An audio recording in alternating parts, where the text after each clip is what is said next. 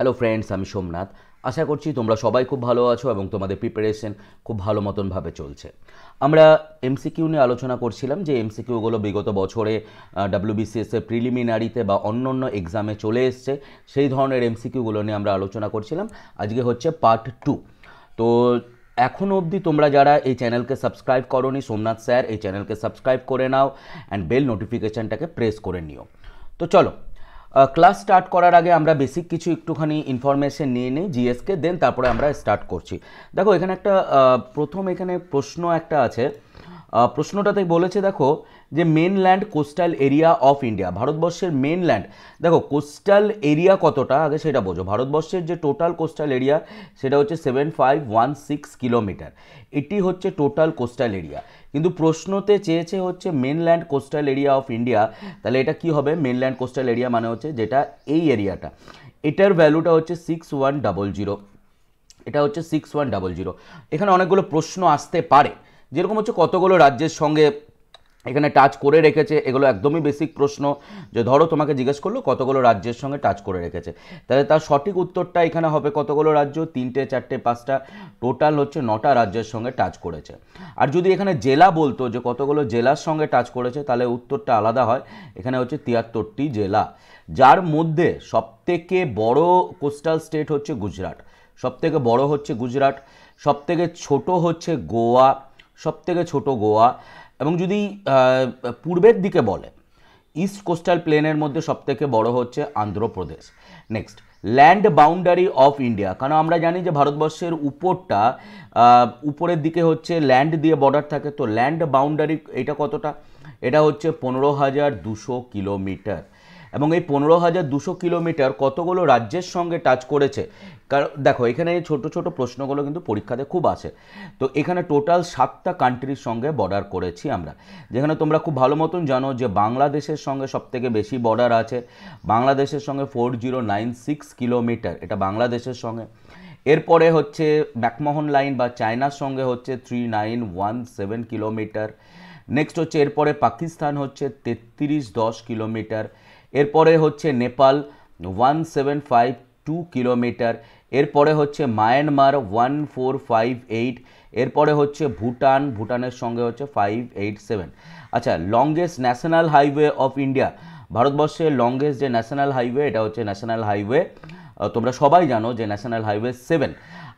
এটাই এখন নামটা চেঞ্জ হয়ে গেছে, তো ন্যাশনাল হাইওয়ে 44 হবে। নেক্সট হচ্ছে লংগেস্ট লেক, লম্বায় বড় যে লেক এটা কি? এটা হচ্ছে আমাদের কেরালাতে আছে এবং এই লেকটাকে বলা হচ্ছে ভেম্বানদ, ভেম্বানদ।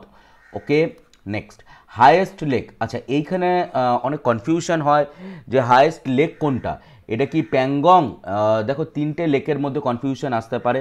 একটা হচ্ছে প্যাংগং লেক, গুরুদম্মা লেক যেটা হচ্ছে সিকিমে আছে, অ্যান্ড চোলামু লেক যেটা সিকিমে আছে। তো চলো আমরা এই জায়গাটা একটুখানি দেখে নিই। দেখো গুরুদম্মা লেক, যেটা গুরুদম্মা হচ্ছে সবথেকে হায়েস্ট লেক, এবং এটা কত অল্টিটিউড সিকিমে রয়েছে গুরুদম্মা, এটা সবাই তোমরা জানো। কিন্তু এটার কতটা হাইটে রয়েছে এটা অনেক সময় পরীক্ষাতে জিজ্ঞেস করে। এটা হচ্ছে 5425 মিটার উচ্চতাতে রয়েছে, আর যদি ফিটে বলতে হয় তাহলে হচ্ছে 17,800 মিটার ফিটে। আচ্ছা, চোলামু লেক, চোলামু লেক কোথায় আছে? চোলামু লেক হচ্ছে সিকিমে আছে, এবং চোলামু লেক কত উচ্চতায় আছে? এটা হচ্ছে 5300 মিটার উচ্চতায়। এবারে হচ্ছে প্যাংগং। প্রথম কথা হচ্ছে প্যাংগং লাদাখে রয়েছে।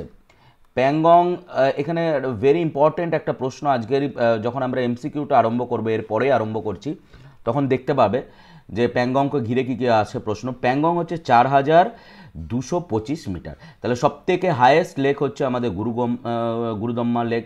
আচ্ছা, আর্টিফিশিয়াল লেক যদি বলা হয়, দেখো তো আর্টিফিশিয়াল লেক বললে যেটা হচ্ছে উত্তরপ্রদেশে রয়েছে, যার নাম তোমরা সবাই জানো, গোবিন্দ বল্লভ পান্ত সাগর। গোবিন্দ বল্লভ পান্ত সাগর হচ্ছে সবথেকে রিহান্ত ড্যাম্পের রিজার্ভার, অ্যান্ড এটাই হচ্ছে সবথেকে বড় আর্টিফিশিয়াল লেক। তো চলো আজকে ক্লাস স্টার্ট করছি। প্রথম প্রশ্ন আজকে দেখো এখানে রয়েছে, for removal of the governor from the office the president seek advice from. আচ্ছা, ভারতের সংবিধানে গভর্নরের কথা বলা হয়েছে, যার আর্টিকেল হচ্ছে 153 নাম্বার আর্টিকেল। ওকে, গভর্নর 153 নাম্বার 153 নাম্বার আর্টিকেলে রয়েছে। এবার গভর্নরের কিন্তু কোনো ইলেকশন হয় না, এটা মাথায় রাখবে।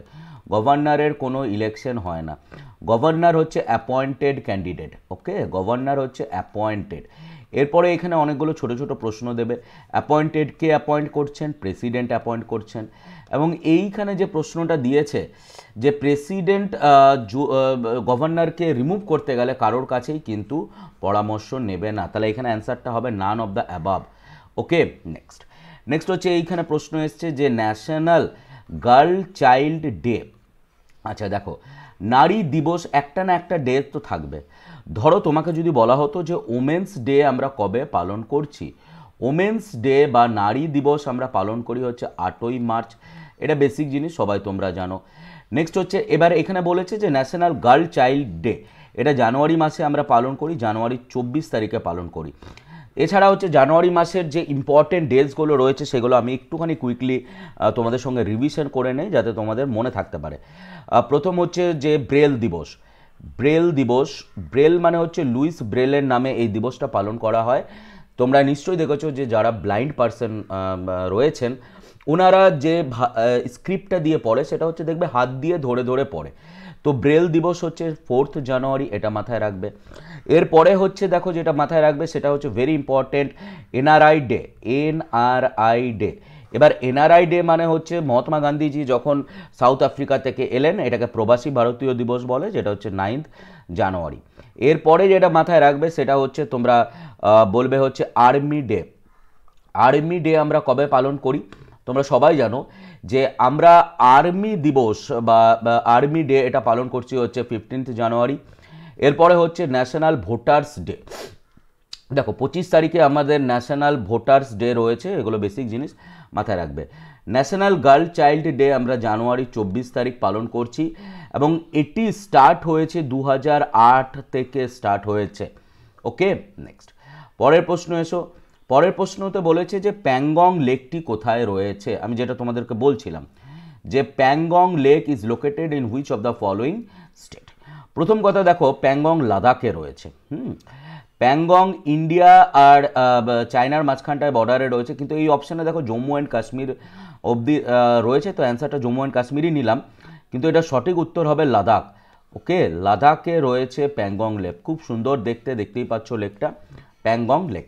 আচ্ছা, through which of the following north east state in India the tropic of cancer passes.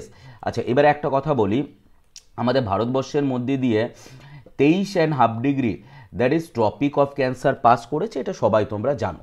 এবং কতগুলো রাজ্যের উপর দিয়ে পাস করেছে তারও উত্তর হবে, এটা জানো যে 8টা রাজ্য। এবার এখানে বলেছে নর্থ ইস্টের এই যে দেখো দুটো রাজ্যের মধ্যে দিয়ে পাস করে। এবার এটার উত্তর কি? একটা হচ্ছে ত্রিপুরা, একটা হচ্ছে মিজোরাম। আমরা একটু কুইকলি দেখে নেই যে কোন কোন রাজ্য। একটা হচ্ছে গুজরাট, আর একটা হচ্ছে রাজস্থান, একটা হচ্ছে মধ্যপ্রদেশ, নেক্সট হচ্ছে ছত্তিশগড়, নেক্সট হচ্ছে ঝাড়খণ্ড, নেক্সট হচ্ছে ওয়েস্ট বেঙ্গল। এবার ওয়েস্ট বেঙ্গলে কতগুলো রাজ্যের উপর দিয়ে পাস করেছে এটা পরীক্ষায় প্রশ্ন আসে, জেলা, এটা হচ্ছে 5টা, অ্যান্ড ত্রিপুরা অ্যান্ড মিজোরাম। তাহলে এখানে সঠিক উত্তর কি হলো? ত্রিপুরা অ্যান্ড মিজোরাম দিয়ে ট্রপিক অফ ক্যান্সার পাস করেছে। ওকে, চলো পরের প্রশ্ন দেখো। Which of the following imaginary line almost divide India into 2 equal part. আচ্ছা, ভারতবর্ষকে কোন রেখা দুরকম করে বিভক্ত করেছে? অলরেডি বললাম এই একটা আর এই একটা। এটার উত্তর হবে 23.5 ডিগ্রি, যেটাকে আমরা বলবো ট্রপিক অফ ক্যান্সার। ঠিক আছে, নেক্সট পরের প্রশ্ন দেখো। Which of the following water bodies is the home of the Lakshadweep. আমরা যখন এই যে দেখো হচ্ছে লাক্ষাদ্বীপ, লাক্ষাদ্বীপের ক্যাপিটাল হচ্ছে কাভারাত্তি, এবং লাক্ষাদ্বীপ দেখো আরব সাগরে রয়েছে, অ্যারেবিয়ান সিতে রয়েছে। লাক্ষাদ্বীপের মধ্যে 36টার বেশি কিন্তু আইল্যান্ড নেই বা দ্বীপ নেই, এটা মাথায় রাখবে, 36টার বেশি নেই। লাক্ষাদ্বীপ কথাটার মানে হচ্ছে 1 লাখ আইল্যান্ড, 1 লক্ষ দ্বীপ, কিন্তু 1 লক্ষ দ্বীপ নয়। লাক্ষাদ্বীপের মধ্যে সবথেকে যে বড় দ্বীপটি আছে তার নাম হচ্ছে অ্যান্ড্রট, ANDROTT, অ্যান্ড্রট আইল্যান্ড, এটা মাথায় রাখবে। লাক্ষাদ্বীপের দেখো, লাক্ষাদ্বীপের মধ্যে একটা বার্ড সেঞ্চুরি আছে, পাখিদের জন্য একটি অভয়ারণ্য রয়েছে, যাকে বলা হচ্ছে কি বলতো, পিট্টি আইল্যান্ড, PITTI। এবং এখানে কোনো মানুষজন কিন্তু থাকে না। Next, where is the Loktak lake is situated. আচ্ছা, লকটাক লেক বেসিক প্রশ্ন, সবাই তোমরা জানো এই হচ্ছে লকটাক লেক, এবং এটা মণিপুরে রয়েছে, এটা ফ্রেশ ওয়াটার লেক, এবং লকটাক লেকের উপরেই আমাদের কি আছে বলো তো, ফ্লোটিং ন্যাশনাল পার্ক আছে আমাদের, ফ্লোটিং ন্যাশনাল পার্ক। আচ্ছা, এইবারে ফ্লোটিং ন্যাশনাল পার্ক যেটা লকটাক লেকের উপরে রয়েছে, যার নাম কি, কাইবুল লামজো, কাইবুল লামঝো, LAMJHO। আচ্ছা, ফ্লোটিং পোস্ট অফিস যদি বলা হয় তাহলে এটা ডাল লেকে রয়েছে। ফ্লোটিং পোস্ট অফিস হচ্ছে জম্মু অ্যান্ড কাশ্মীরের ডাল লেকে থাকবে। ক্লিয়ার? চলো পরের প্রশ্ন দেখো। তোমরা যারা এখন ওই চ্যানেলকে সাবস্ক্রাইব করোনি, চ্যানেলটিকে সাবস্ক্রাইব করে নাও এবং শেয়ার করো যাতে সবাই নোটিফিকেশন পায়। Next, which of the following hill dominated by the Doda peak. আচ্ছা, তোমরা সবাই দেখো এই যে নীলগিরি হিল দেখতে পাচ্ছ, নীলগিরি হিলের সবথেকে যে হাইয়েস্ট পিক তারই নাম তো দোদা বেটা। কিন্তু যদি তোমাকে বলে যে এই নিচের দিকটা মানে হচ্ছে সাউথের দিকে সবথেকে বড় পাহাড়টি কি, তার অ্যান্সার কিন্তু আলাদা আসে। সবথেকে বড় পাহাড়টা হচ্ছে এই যে আনাইমুদি, যার উচ্চতা হচ্ছে 2695। আন্নামালাই হিলের মধ্যে আনাইমুদি আছে, যার উচ্চতা হচ্ছে 2695। নীলগিরি হিলের মধ্যে যে সবথেকে বড় পাহাড় থাকবে সেটার উচ্চতা কত, এটা হচ্ছে 2637। কাডোমান হিল হচ্ছে ভারতবর্ষের সবথেকে লাস্ট পাহাড়, কাডোমান হিল। আর নান্নামালা হিল হচ্ছে ইস্টার্ন ঘাটে রয়েছে। ওকে, তাহলে এই সবথেকে বড় পাহাড়ের নাম কি, দ্যাট ইজ আমাদের Anaimudi hill. Next, which of the পঞ্চনদের অংশ নয় কোনটি। পঞ্চনদ মানে কি, দেখো ইন্দাসের 5টা ট্রিবিউটারি, একটা হচ্ছে ঝিলাম, চেনাব, রবি, বিয়াস অ্যান্ড সুতলেজ। এইবারে দেখো রবি, ইন্দাস, চেনাব, ঝিলাম, তো এখান থেকে ইন্দাসটা কিন্তু পঞ্চনদের মধ্যে পড়বে না। আচ্ছা, ইন্দাস কোথা থেকে বেরোচ্ছে, যদি এই প্রশ্নটা পরীক্ষায় আসে, এগুলো কমন প্রশ্ন পরীক্ষায় আসে, তো ইন্দাস নদী বেরোচ্ছে বোকারচু হিমবাহ থেকে। ক্লিয়ার? কোথা থেকে বেরোচ্ছে, বহুবার এগুলো কিন্তু পরীক্ষাতে জিজ্ঞেস করে, এগুলো একটু মাথায় রাখবে। তো কোথা থেকে বেরোলো, বোকারচু হিমবাহ থেকে বেরোলো, বোকারচু হিমবাহ। ভারতবর্ষের মধ্যে ইন্দাস নদী হচ্ছে 710 কিলোমিটার, আর total length of the Indus হচ্ছে 2880। এগুলো বেসিক জিনিস মাথায় রাখবে। Next, which of the following state is the Wular lake. আমি তোমাদের প্রথমেই বললাম উলার হচ্ছে ফ্রেশ ওয়াটার লেক, এবং উলার রয়েছে কোথায়, জম্মু অ্যান্ড কাশ্মীরে রয়েছে। উলার লেকের পাশে কোন নদী রয়েছে, এটা অনেকবার পরীক্ষায় দেয়, ঝিলাম নদীর পাশে উলার থাকে। ঝিলাম নদী কোথা থেকে বেরিয়েছে, বেরিয়েছে হচ্ছে ভেরিনাগ থেকে বেরিয়েছে। সম্বর হচ্ছে রাজস্থানে আছে, চিল্কা উড়িষ্যাতে আছে, নেক্সট হচ্ছে কোলেরু আন্ধ্রপ্রদেশে আছে, পুলিকট লেক এটা হচ্ছে আন্ধ্রপ্রদেশ অ্যান্ড তামিলনাড়ুর মাঝখানটাতে থাকবে। অনেকবার আমি তোমাদেরকে বলেছি এটা। আচ্ছা, a land mass bounded by sea, যখন কোনো ল্যান্ড দেখো বলেছে 3 সাইড, 3 দিকে জলে ঘেরা থাকবে, তাকে কি বলবে, তাকে বলবে হচ্ছে উপদ্বীপ, মানে হচ্ছে পেনেনসুলা বলা হচ্ছে। ওকে, আর আইল্যান্ড মানে হচ্ছে চারদিকে জলে ঘেরা থাকবে, এটা তো বেসিক জিনিস। Which of the following state is not crossed by the tropic of cancer. আচ্ছা, কোন রাজ্যের উপর দিয়ে ট্রপিক অফ ক্যান্সার যায়নি। আমি প্রথমেই বললাম যে আমাদের ভারতবর্ষের উপর দিয়ে ট্রপিক অফ ক্যান্সার গেছে, 8টা রাজ্যের উপর দিয়ে গেছে। এবারে গুজরাটের উপর দিয়ে গেছে, গুজরাট, রাজস্থান, মধ্যপ্রদেশ, ছত্তিশগড়, ঝাড়খণ্ড, ওয়েস্ট বেঙ্গল, ত্রিপুরা অ্যান্ড মিজোরাম। তো এর মধ্যে থেকে দেখো উড়িষ্যা দিয়ে কিন্তু যায়নি, তাহলে এখানে সঠিক উত্তর উড়িষ্যা হবে, উড়িষ্যা দিয়ে কিন্তু যায়নি। আচ্ছা, which is the eastern most longitude of India. ভারতবর্ষের ইস্টের দিকে কি আছে, দেখো এখানে যে ম্যাপটা আমরা দেখতে পাচ্ছি, প্রথম কথা হচ্ছে এই হলো হচ্ছে যেটা হচ্ছে ভারতবর্ষের ওয়েস্টার্ন মোস্ট পয়েন্ট, এটা হচ্ছে ভারতবর্ষের ওয়েস্টার্ন মোস্ট পয়েন্ট, এবং এটাকে বলবে হচ্ছে গুহার মঠ। ঠিক আছে, এটা হচ্ছে গুহার মঠ। এখানে ইস্টার্ন বলেছে, ইস্টার্ন মোস্ট পয়েন্ট হচ্ছে 97°25, এটা হচ্ছে কিবিতু, কিবিতু।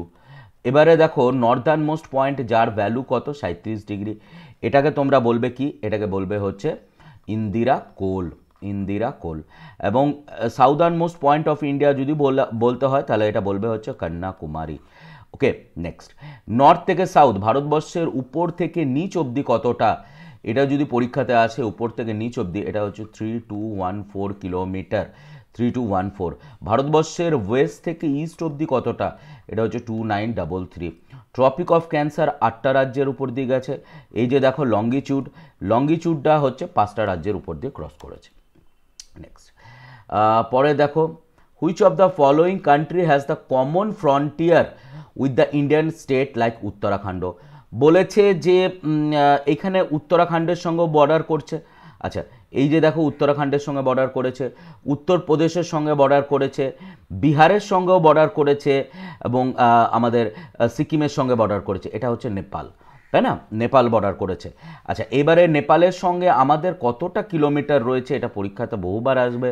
এটা হচ্ছে 1752। আচ্ছা, এবারে কথা হচ্ছে যখন এভারেস্ট, কারণ এই জায়গাটাতে এভারেস্ট আছে, এভারেস্ট যখন নেপাল রিজনে থাকবে তখন কি বলবে?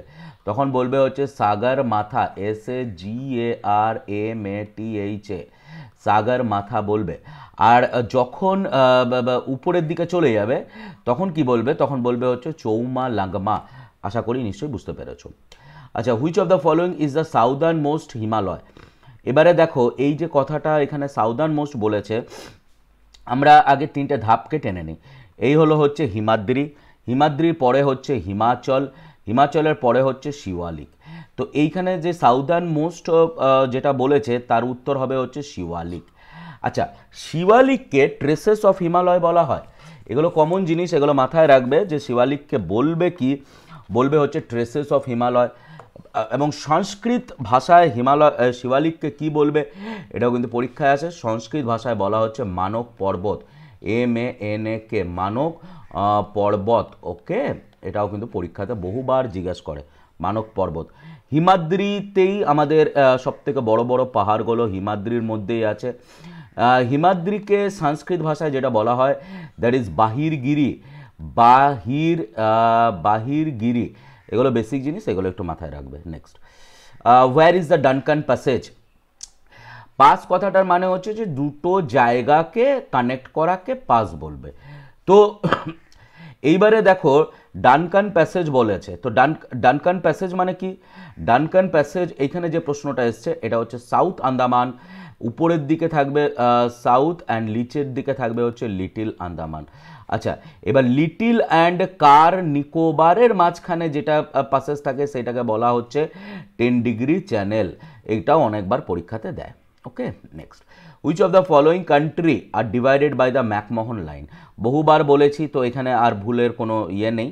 দেখো ম্যাকমোহন লাইন হচ্ছে ইন্ডিয়া আর চায়নার মাঝখানটাতে হচ্ছে আমাদের ম্যাকমোহন লাইন। এটা কতটা kilometre? 3917 kilometre. Okay, next, which is the highest damp in India. ভারতবর্ষের মধ্যে সবথেকে হাইয়েস্ট ড্যাম্পের নাম কি? That is the Bhakra damp. প্রত্যেকটা দেখো, আমরা হীরাকুদ ড্যাম্প নিয়ে আগে আরম্ভ করি।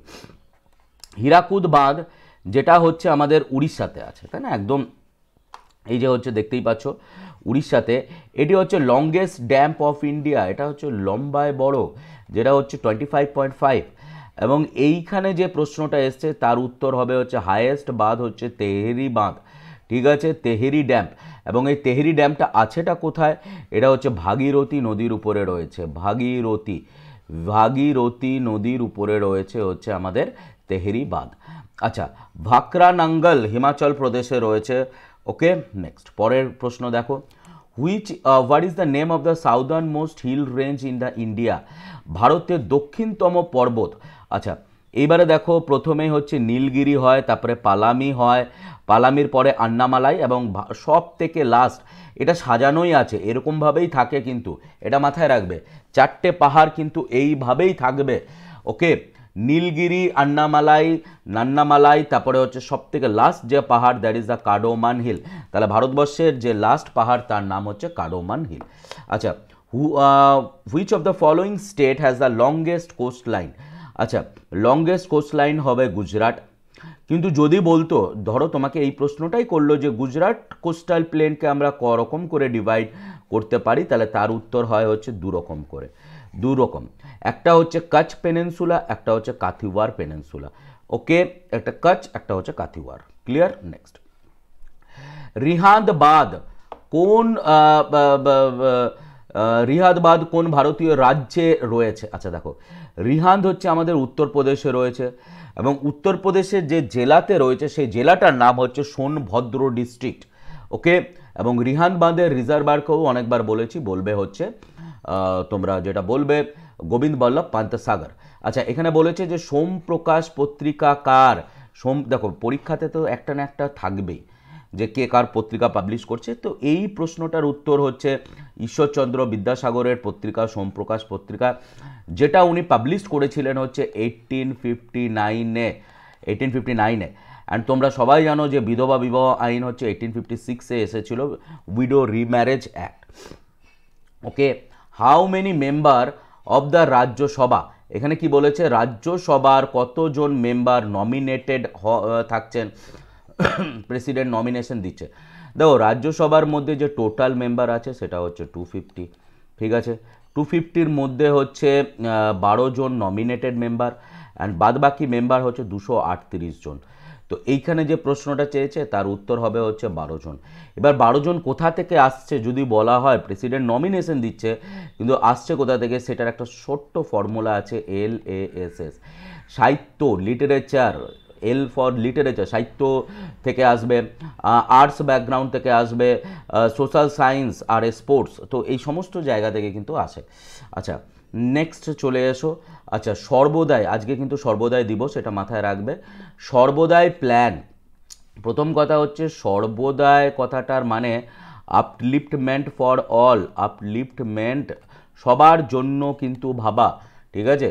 এবং সর্বদাই কথাটা যিনি দিয়েছিলেন, যিনি তুলে ধরেছিলেন, ওনার নাম পরীক্ষায় আসে কিন্তু, ঠিক আছে। তো আচার্য বিনোবা ভাবের সর্বদাই প্ল্যান ছিল, এবং এই সর্বদাই প্ল্যান, সর্বদাই কথাটা আচার্য বিনোবা ভাবের, কিন্তু সর্বদাই প্ল্যান আমাদের সামনে নিয়ে এসেছিলেন হচ্ছে জয়প্রকাশ নারায়ণ। জয়প্রকাশ নারায়ণের ভূমিকা ভেরি ইম্পর্ট্যান্ট, এক্সামে আসবেই।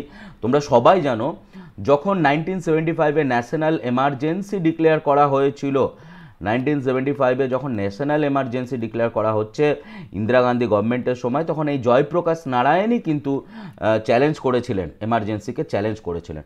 আচ্ছা সমাচার দর্পণ, দেখো এই ধরনের প্রশ্ন কিন্তু পরীক্ষায় আসে।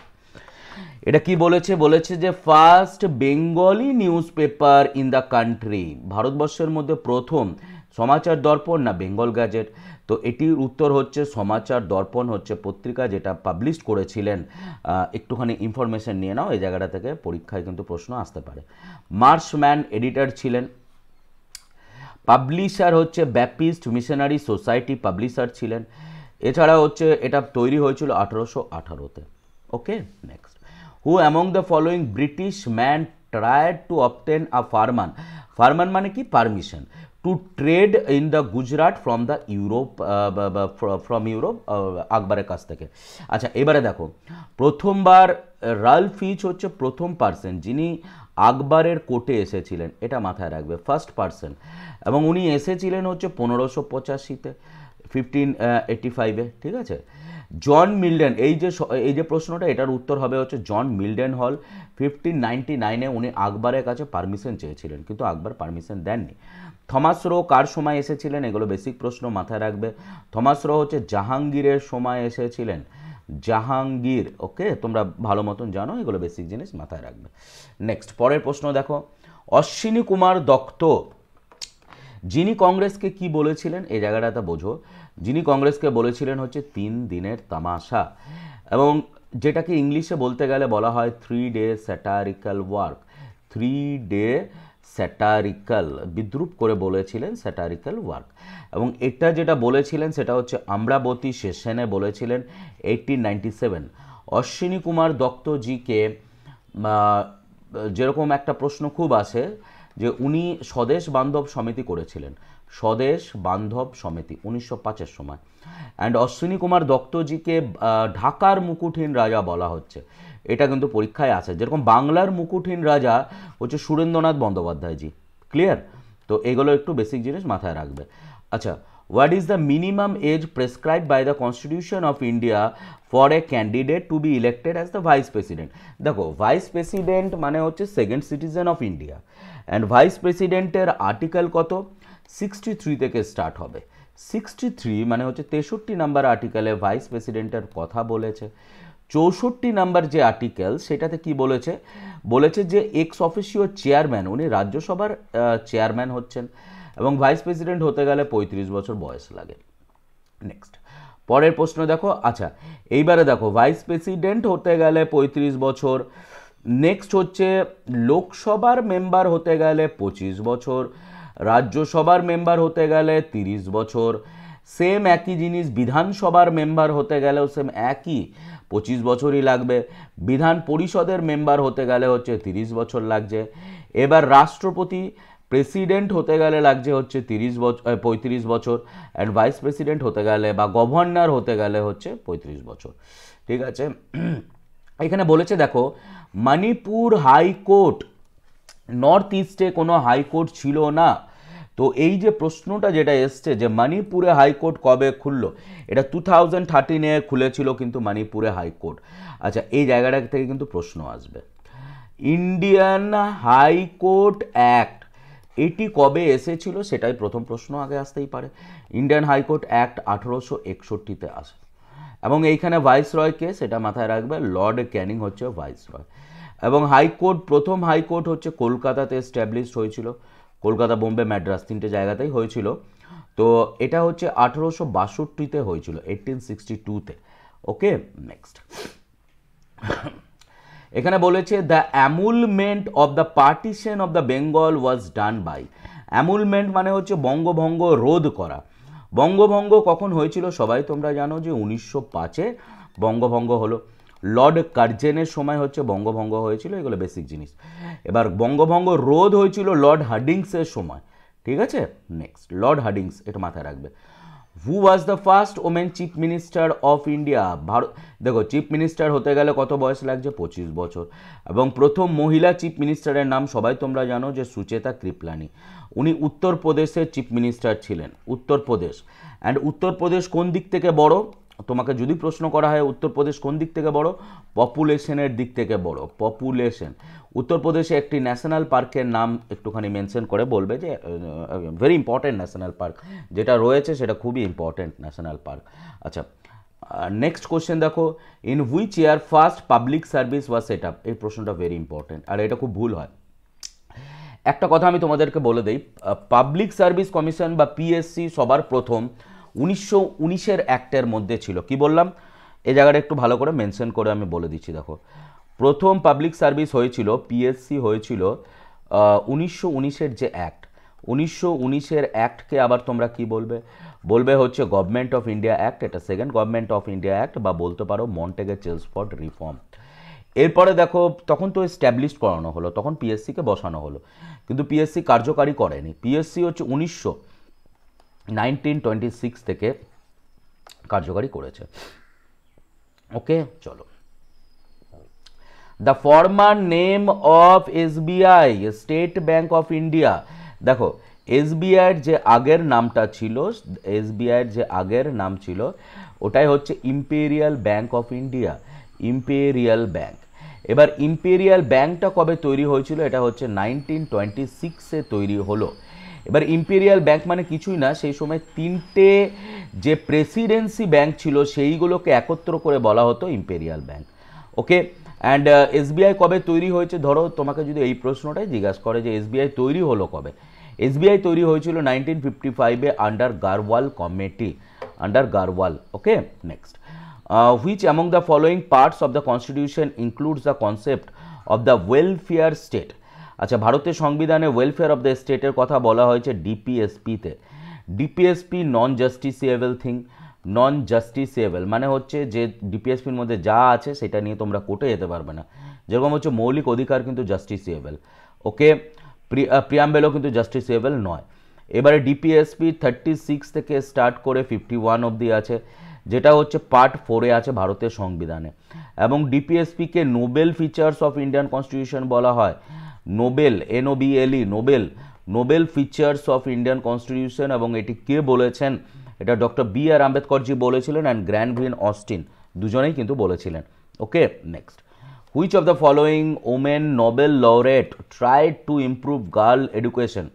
আচ্ছা তোমরা সবাই জানো 2014 সালটা হচ্ছে 2014, যেখানে মালালা ইউসুফ অ্যান্ড কৈলাস সত্যার্থী দুজনেই নোবেল জয়ী হয়েছিলেন শান্তির জন্য। এবং কৈলাস সত্যার্থীর যে আন্দোলন ছিল সেই আন্দোলনটাকে বলা হতো বচপন বাঁচাও আন্দোলন। এবং মালালা ইউসুফ হচ্ছে প্রথম মহিলা যিনি গার্ল এডুকেশনের জন্য পেয়েছিলেন। দাদাভাই নওরোজিকে grand old man of India কে বলেছিলেন? দেখো, দাদাভাই নওরোজি, ওনাকে ফাদার অফ ইন্ডিয়ান ইকোনমি বলা হচ্ছে। প্রথম প্রশ্ন, ফাদার অফ ইন্ডিয়ান ইকোনমি। দাদাভাই নওরোজি 3বার ইন্ডিয়ান ন্যাশনাল কংগ্রেসে ছিলেন, 1886-এ, 1893-তে অ্যান্ড 1906-তে। দাদাভাই নওরোজির যে পত্রিকা, সেই পত্রিকার নাম ছিল হচ্ছে রাস্ত গাফতার, GAFTAR। দাদাভাই নওরোজি যে অর্গানাইজেশন করেছিলেন, সেই অর্গানাইজেশনের নাম হচ্ছে ইস্ট ইন্ডিয়া অ্যাসোসিয়েশন। দাদাভাই নওরোজি, তোমরা সবাই জানো যে উনি যে ওনার বইটা পাবলিশ করেছিলেন poverty and un-British rule of India.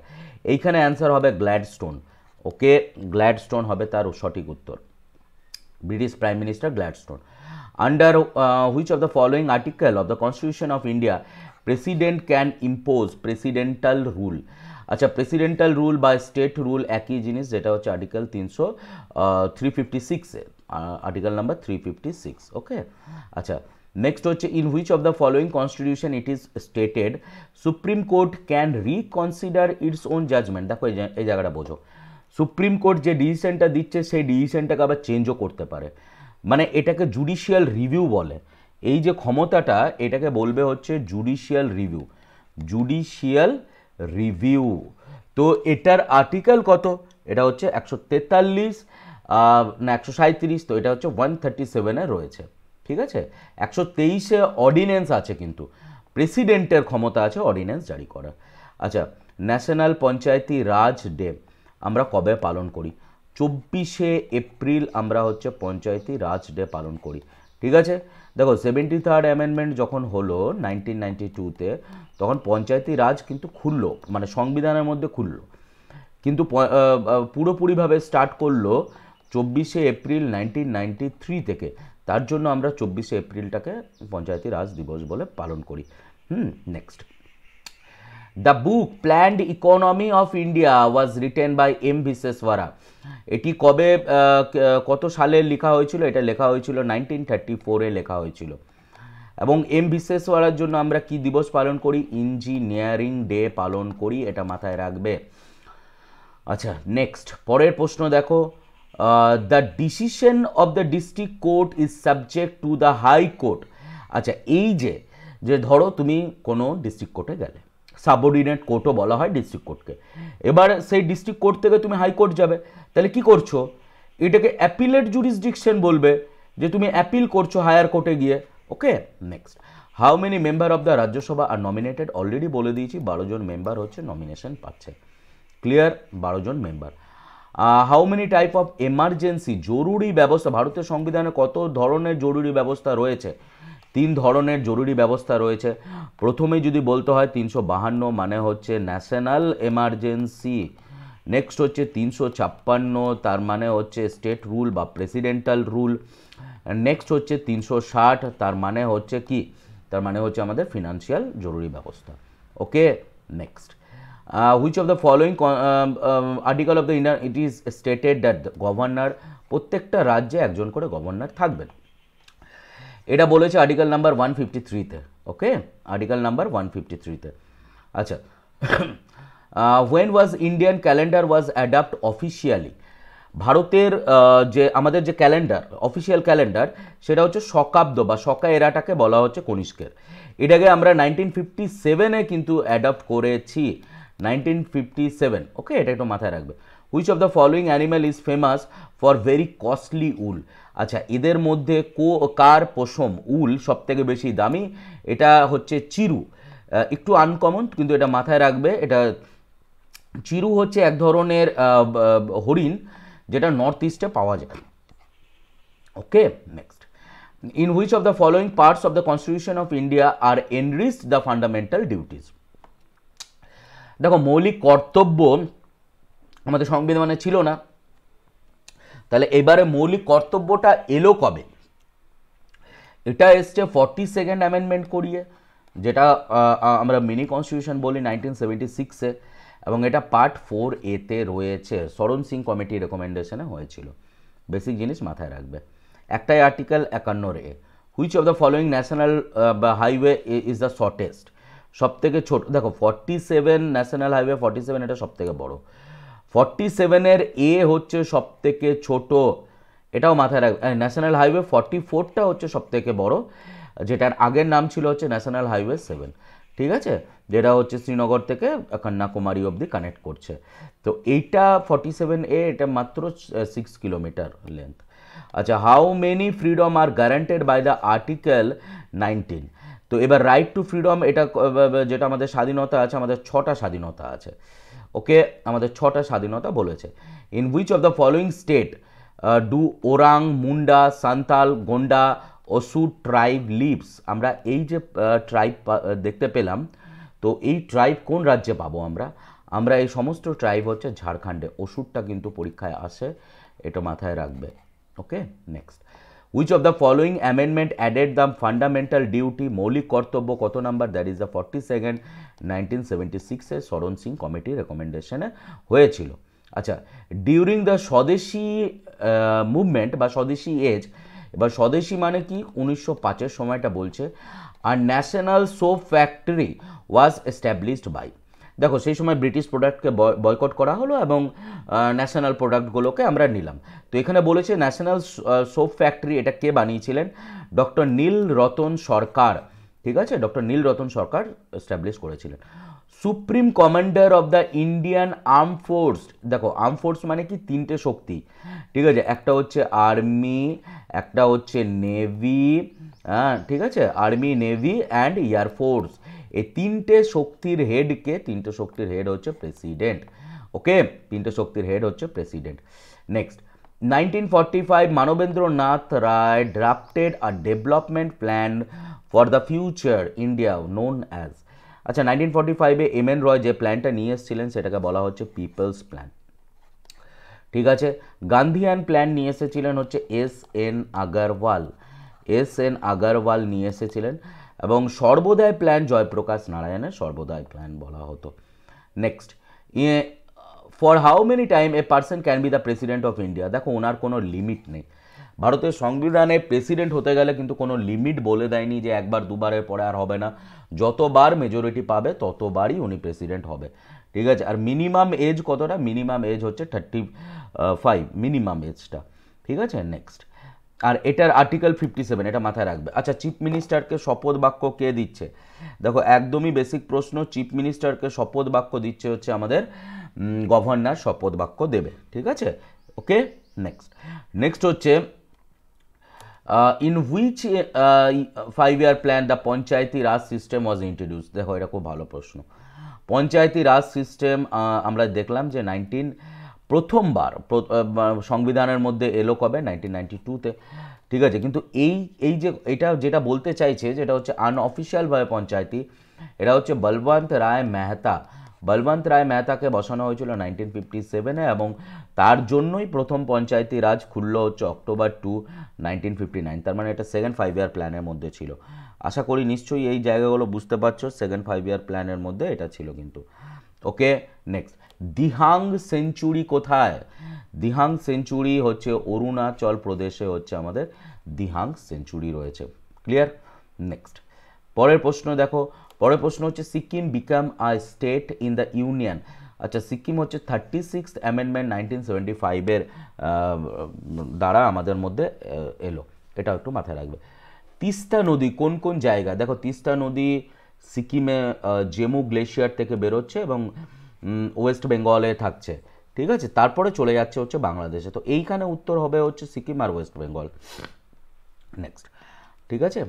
Next, পরের প্রশ্ন দেখো, Sindhi language was included in the official language in the 8th schedule? Sindhi ভাষা কবে এলো?